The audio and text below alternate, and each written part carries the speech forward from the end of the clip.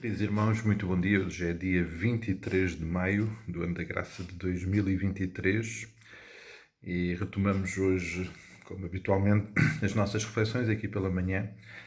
No passado domingo nós refletimos e voltámos à carta de Paulo aos Gálatas e refletimos nos primeiros 7 versículos do capítulo 4. E o assunto é um assunto que temos falado muitas vezes aqui, temos meditado sobre ele tantas vezes, mas que é realmente muito, muito importante. Ele é determinante para o nosso viver diário. Tem a ver com a nossa identidade. Quem é que nós realmente somos? E a verdade é que muitos de nós, ao longo da nossa caminhada, temos crises de identidade. Não poucas vezes tenho encontrado pessoas que, apesar de terem uma experiência com Cristo, apesar de fazerem sua caminhada, às vezes muito longa, como cristãos integrados numa igreja, em determinados momentos e circunstâncias duvidam da sua identidade, expressam dúvidas em relação se de facto são filhos de Deus. Por vezes até duvidam se de facto estarão com acesso à herança que o Pai tem preparado para os seus filhos. Por vezes duvidam se de facto Deus está a cuidar delas, como se de facto Deus nem em algum momento pudesse deixar de cuidar dos seus filhos. Estas crises de identidade, que obviamente têm tudo a ver com as nossas batalhas de fé, as nossas crises espirituais, são recorrentes e todos nós, num ou noutro momento, lidamos com elas. Mas, de facto, aquilo que nós somos tem que ser algo inabalável. Quando pensamos na nossa identidade enquanto cidadãos de uma nação, seja ela qual for, neste caso a nossa nação, Portugal, as coisas corram bem ou mal,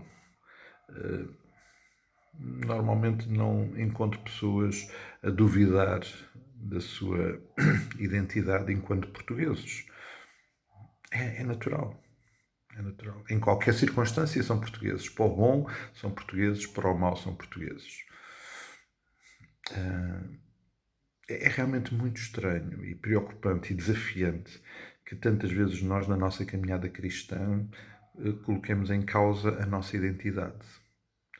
Paulo, nesta carta, e um pouco antes do texto que nós lemos, portanto ainda no versículo 3, no capítulo 3, ele afirma no versículo 26: pois todos vós sois filhos de Deus mediante a fé em Cristo Jesus, porque todos quanto fostes batizados em Cristo vos revestistes. Ou seja, Paulo é muito claro que a nossa experiência de fé em Jesus Cristo, e só mesmo ela, como João também descreve logo lá no início do seu Evangelho, todos quantos creram em Jesus Cristo, o Pai deu-lhes o poder, a graça de serem feitos filhos de Deus. Para todos os que têm tido esta experiência, nós somos filhos. E Paulo, de facto, neste texto está a falar sobre identidade e sobre os perigos da identidade. Aliás, Paulo está a falar porque alguns andavam a trazer doutrinas que punham em causa a sua identidade enquanto filhos de Deus. Filhos de Deus que era e é uma prerrogativa de uma experiência de fé em Cristo. Ele que de facto nos dá a graça de sermos filhos de Deus. Mas uma vez filhos, somos filhos.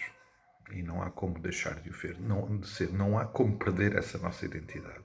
Amados, esta semana vamos, obviamente, continuar a pensar esta questão da identidade, mas deixava este desafio para nós. O que é que tem colocado em causa a nossa identidade enquanto filhos? Duvidamos da nossa identidade enquanto filhos de Deus?